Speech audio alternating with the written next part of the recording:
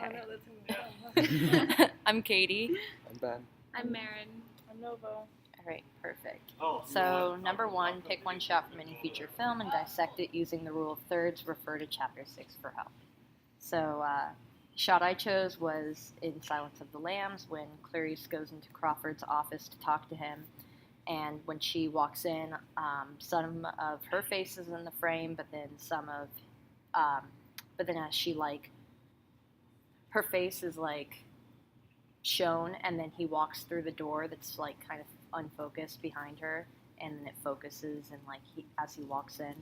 And then, like, throughout the entire scene, you can see him, and he'll stand, and as she's talking to him, you can kind of see the back of her head, and then you can see him as he's talking.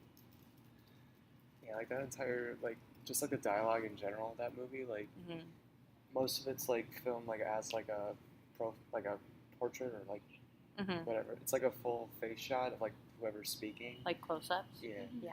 And I think that's interesting because like it keeps you focused like on the character, and that's when I first noticed it in that scene where it like cuts to her face talking, then it cuts to his face. Yeah, the focus is definitely on the people talking instead of really the background, because this movie is definitely pushed by its dialogue and pushed by the characters. So the focus of the shots definitely makes the audience focus more on that. For sure. I think it definitely like keeps everyone like engaged in like essentially the conversation, because it is very like relevant, and just the framing of everything is important, and just making those connections like goes along with. And going with like what you were saying about the connections, like having one of them in the frame, and also like having one of them like unfocused and one of them focused, like having both of them there, it kind of like helps us to know there's two actions going on and like where they are in accordance to like the other characters.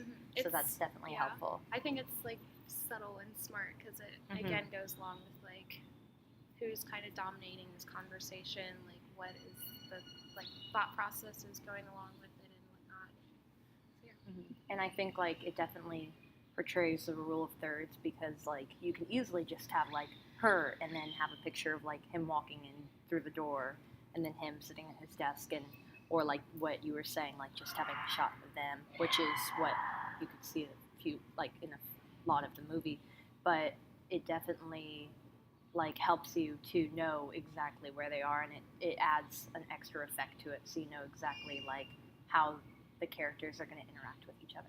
Definitely. Okay. For question 2, for many critics, acting is one of the toughest things to evaluate. What, in your opinion, is a good way to approach evaluating film acting? Well, for me, acting, as with many films, with many people, is what brings me to a film. So if I see an actor I like, I'm like, ooh, going to that next. So what I was thinking was, if I get some sort of reaction from their acting, if I feel something from that movie, from that character, then I feel like that actor has done something. And it makes me, think about, why did that actor elicit such a reaction from me? And then also I need to think about, was this the correct reaction if I'm watching perhaps a mystery film and I feel like the actor is making me cringe, then perhaps they're doing the opposite of what they're supposed to be doing. So I feel like that's mostly what I focus on. I think I focus on whether or not like their acting seems like natural, I guess, whether like I guess maybe their mannerisms or the way they're talking like goes along with their character, and again it's something that feels like realistic, like I was like I can be in person and like still feel like they're not acting, I guess. So I think that is the big thing. And again, going off what you were saying, like if they make you feel something, that definitely is a sign to me like, oh wow, this is really good acting. And like again, just having mannerisms that seem realistic and like that are easily like identifiable, and like that was essentially what I think is good acting. My approach on how to evaluate film acting is kind of like see how the actor or actress differs from other movies that they've done, and pretty much see like how versatile they are. And I feel like that's the best way to kind of analyze how their acting is in a particular movie.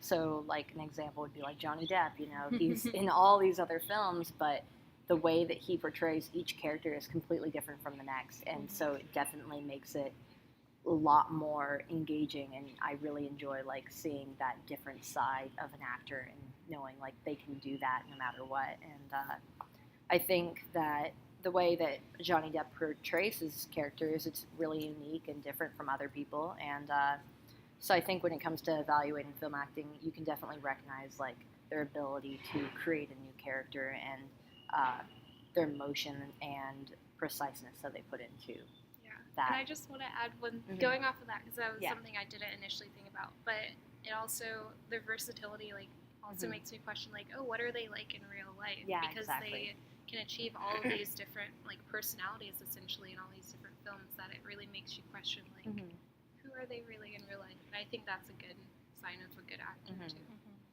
Going off of that, like, you look at Leonardo DiCaprio, like, in a movie like Wolf of Wall Street or something, and then you see him in real life where he's, like, a huge environmentalist and, like, just a cool guy. I think that's exactly what you were talking about. Yeah. But for me, what makes acting good, I think it's a mix of, like, everything. Like, if they can make me feel something, then, yeah, like, if I, like, go, like, the entire movie without, like, realizing that, like, there are some movies, like, in Silence of the Lambs and stuff, where I went, like, the entire movie, like, without thinking, this is just a movie, these are just actors. Because Hannibal Lecter was, like, really spooky for me. But if there's ever, like, a moment where, like, that immersion kind of, like, breaks for me, then, like, I start to, like, the immersion breaks and I start to notice, like, things they may be doing wrong as an actor. Like, I don't really, like, evaluate acting that much, but I think it becomes, like, a lot easier when you watch, like, good acting compared to, like, bad acting. Definitely. Like, you see, like, a lot of, like, little things that you pick up on, like, the actor doesn't deliver a line very well, or they force, like, a reaction just for the character. Alright, which feature film, Breathless, Seventh Seal, or Silence of the Lambs, would you show to your family over Thanksgiving break? And why? Okay, well, all of these are such choice films. I wasn't the biggest fan of Seventh Seal. I Yeah. watched it and it was so hard for me to watch. I know, and like Thanksgiving, if you want to, I guess, do that with the family, sure. But I would say probably, even though I would not watch it during dinner, after I would watch it, after dinner, after some digestion has occurred, probably Silence of the Lambs, just because both of my parents really like it, and they like watching me watch films that they like. So I would definitely do that because it's a, I wouldn't say it's a good family film, but it's a good film to watch with your family if you like a good mystery drama, crime. So. And I would also choose Silence of the Lambs because it, like, not only has an interesting plot, but it did win a lot of awards when it was in theaters, and I feel like it has a lot of elements in it that people can, like, watch and they can just feel like they're not, like, they're actually watching a serial killer. And I've seen that in a lot of, like, I know on the Slack chats, I kept stating that because I was like, it creeped me out.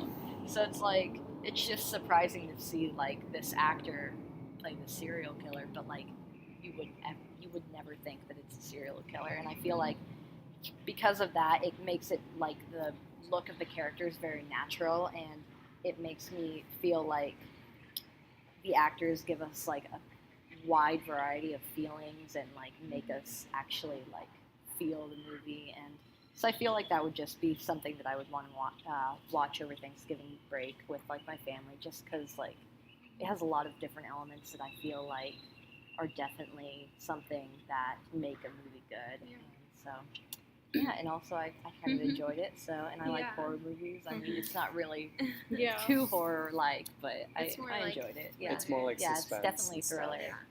Yeah. Mhm. I think I'd also choose Silence of the Lambs. Again, it's just, I mean, okay, so the other two films, they're good, but watching them with your family, like, I feel like there's more explanation that needs to be done to, like, keep your family, like, engaged, at least, like, my family, if you're for Thanksgiving.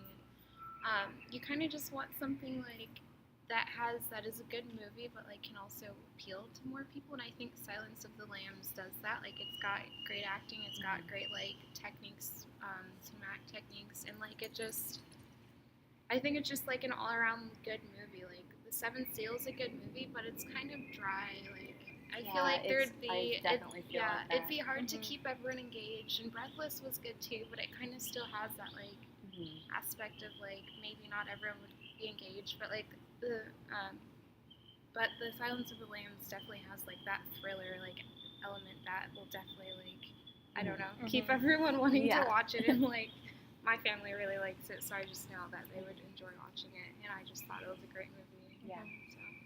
I didn't really mind Seventh Seal, but it is, like what you were saying, it is pretty boring or a little dry sometimes, but I just think it's the kind of plot line of like a knight during the Crusades, like questioning religion and all that.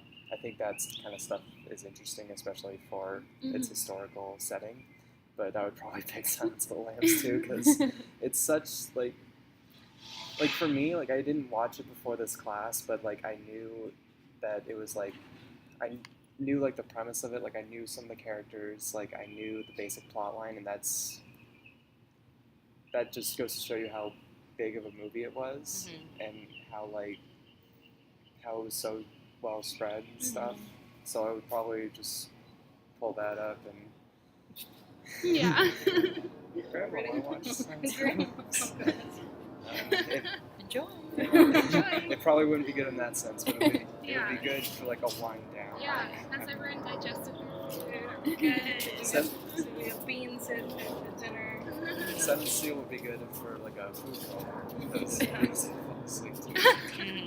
Yeah, exactly. I still liked it though. Yeah. So, all right. So I think we're good. All right. Bye.